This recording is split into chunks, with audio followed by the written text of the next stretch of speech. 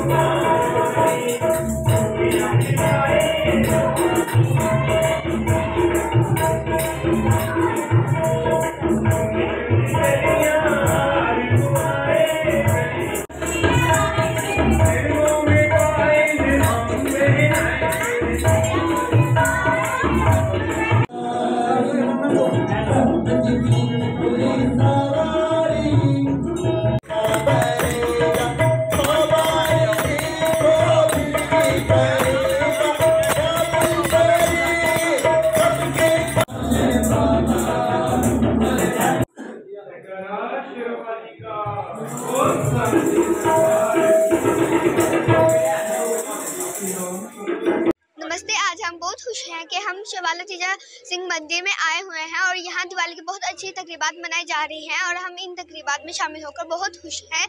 मिठाई बांटी जा रही हैं और बहुत सा प्रसाद भी बांटा जा रहा है और इसीलिए मैं आप सबको हैप्पी दिवाली कहती हूँ।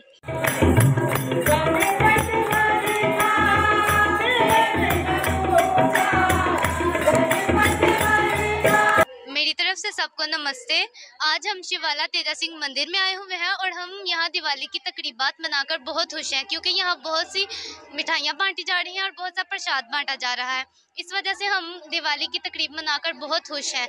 इस वजह से मेरी तरफ से सबको हैप्पी दिवाली और बहुत बहुत खुशियों बड़ा नमस्कार पेश करती हूँ।